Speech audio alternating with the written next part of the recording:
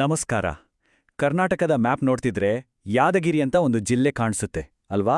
ಆದ್ರೆ ಅದ್ರ ಬಗ್ಗೆ ಎಷ್ಟು ಜನಕ್ಕೆ ಗೊತ್ತೋ? ಬನ್ನಿ, ಕೃಷಿ, ಇತಿಹಾಸ, ಸಂಸ್ಕೃತಿ ಹೀಗೆ ಎಲ್ಲವನ್ನೂ ತನ್ನೊಳಗೆ ಇಟ್ಕೊಂಡಿರೋ ಈ ಜಿಲ್ಲೆಯ ಕಥೆಯನ್ನ ಇವತ್ತು ಕೇಳೋಣ. ಯಾದಗಿರಿಗೆ ಒಂದು ಸ್ಪೆಷಲ್ ಹೆಸರಿದೆ. ಅದೇನಪ್ಪಾ ಅಂದ್ರೆ ಕರ್ನಾಟಕದ ಬೇಳೆಕಾಳಿನ ಕಣಜ ಅಂತ. ಯಾಕೆ ಹೀಗೆ ಕರೀತಾರೆ? ಏನಿದರೆಂಡಿನ ಸೀಕ್ರೆಟ್? ಈ ಜಿಲ್ಲೆಗೆ ಇಷ್ಟೊಂದು ಹೆಸರು ಬರೋಕೆ ಕಾರಣ ಏನ್ ಗೊತ್ತಾ? ಅದು ಇಲ್ಲಿರೋ ಕಪ್ಪು ಮಣ್ಣು. ಹೌದು, ಸಿಕ್ಕಾಪಟ್ಟೆ ಫಲವತ್ತಾದ ಕಪ್ಪು ಮಣ್ಣು. ಇದೇ ನೋಡಿ ಯಾದಗಿರಿಯ ಅಸಲಿ ಬಂಗಾರ. ಈ ಕಪ್ಪು ಮಣ್ಣಿದೆಯಲ್ಲ, ಇದು ತೊಗರಿಬೇಳೆ ಮತ್ತು ಜೋಳ ಬೆಳೆಯೋಕಂತಾನೆ ಮಾಡ್ಸಿರೋ ಹಾಗಿದೆ. ಇಲ್ಲಿನ ರೈತರು ಪ್ರತಿ ವರ್ಷ ಭರ್ಜರಿಯಾಗಿ ಈ ಬೆಳೆಗಳನ್ನು ತೆಗಿತಾರೆ. ಅದಕ್ಕೆ ನೋಡಿ ಯಾದಗಿರಿಯನ್ನ ಹೆಮ್ಮೆಯಿಂದ ಕರ್ನಾಟಕದ ಬೇಳೆಕಾಳಿನ ಕಣಜ ಅಂತ ಕರೆಯೋದು. ಯಾದಗಿರಿ ಏನು ತುಂಬಾ ಹಳೆಯ ಜಿಲ್ಲೆ ಅಲ್ಲ. ಇದು ಹುಟ್ಕೊಂಡಿದ್ದು 2009ರಲ್ಲಿ. ಅವತ್ತು ಇದು ಕರ್ನಾಟಕದ 30ನೇ ಜಿಲ್ಲೆಯಾಗಿ ಅಧಿಕೃತವಾಗಿ ಜನ್ಮ ತಾಳಿತು. ಹಾಗಾದ್ರೆ ಅದಕ್ಕೂ ಮುಂಚೆ ಯಾದಗಿರಿ ಎಲ್ಲಿತ್ತು?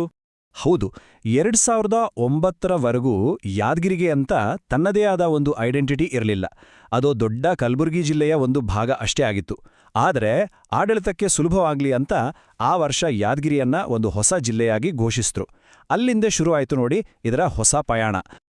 ಯಾದಗಿರಿ ಎಂದೇ ಬರೀ ಕೃಷಿ ಅನ್ಕೋಬೇಡಿ. ಇಲ್ಲಿ ಇತಿಹಾಸ, ಸಂಸ್ಕೃತಿ ಎರಡೂ ಇದೆ.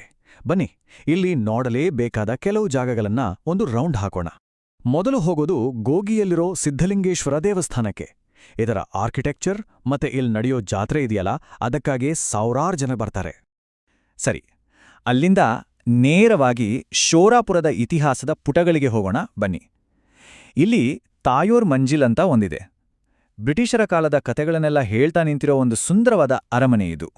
ಇನ್ನು ಶೋರಾಪುರದಲ್ಲೇ ದೇವಸ್ಥಾನಗಳನ್ನ ನೋಡೋ ಆಸಕ್ತಿ ಇರೋರಿಗೆ ವೇಣುಗೋಪಾಲಸ್ವಾಮಿ ದೇವಸ್ಥಾನ ಒಂದು ಅದ್ಭುತ ಜಾಗ. ಅದರ ಕಲಾತ್ಮಕ ಕೆತ್ತನೆಗಳನ್ನ ನೋಡ್ತಾ ಇದ್ರೆ ಸಮಯ ಹೋಗದೇ ಗೊತ್ತಾಗಲ್ಲ. ಹಳೆ ಕಾಲದ ಕತೆ ಆಯಿತು. ಈಗ ಸ್ವಲ್ಪ ಮಾಡರ್ನ್ ಕಾಲಕ್ಕೆ ಬರೋಣ. ಇಲ್ಲೇ ಕೃಷ್ಣಾ ನದಿಗೆ ಅಡ್ಲಾಗಿ ಕಟ್ಟಿರೋ ಬಸವಸಾಗರ ಡ್ಯಾಮ್ ನೋಡಕ್ಕೆ ತುಂಬಾನೇ ದೊಡ್ಡದಾಗಿದೆ. ಇದು ಬರೀ ನೀರಾವರಿಗೆ ಮಾತ್ರ ಅಲ್ಲ, ಒಂದು ಸಖತ್ ಟೂರಿಸ್ಟ್ ಸ್ಪಾಟ್ ಕೂಡ ಹೌದು. ಸರಿ, ನಮ್ಮ ಯಾದಗಿರಿ ಟ್ರಿಪ್ನ ಕೊನೆಗೆ ಪ್ರಕೃತಿಯ ಮಧ್ಯೆ ಸ್ವಲ್ಪ ಸಮಯ ಕಳೆಯೋಣ. ಬೋನಾಳ ಪಕ್ಷಿಧಾಮಕ್ಕೆ ಬಂದ್ರೆ ಸಾಕು, ನೂರಾರು ತರಹದ ಪಕ್ಷಿಗಳನ್ನ ನೋಡಬಹುದು. ಅದರಲ್ಲೂ ಚಳಿಗಾಲದಲ್ಲಿ ಬೇರೆ ಬೇರೆ ಕಡೆಯಿಂದ ಬರೋ ಪಕ್ಷಿಗಳ ಕಲರವ ಕೇಳೋದೇ ಒಂದು ಚಂದದ ಅನುಭವ. ಹಾಗಾದ್ರೆ ನೋಡ್ದಲ್ಲ, ಯಾದಗಿರಿ ಅಂದ್ರೆ ಬರೀ ಬೇಳೆಕಾಳಿನ ಕಣಜ ಅಷ್ಟೇ ಅಲ್ಲ.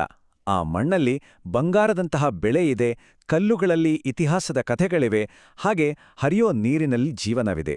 ಇಷ್ಟೆಲ್ಲ ನೋಡಿದ ಮೇಲೂ ಇನ್ನೂ ಯಾದಗಿರಿಯ ಒಡಲಲ್ಲಿ ನಾವು ಕಂಡುಹಿಡಿಯಬೇಕಾದ ಎಷ್ಟೆಲ್ಲ ಗುಪ್ತರತ್ನಗಳ ಅಡಗಿರಬಹುದು ಅಲ್ವಾ?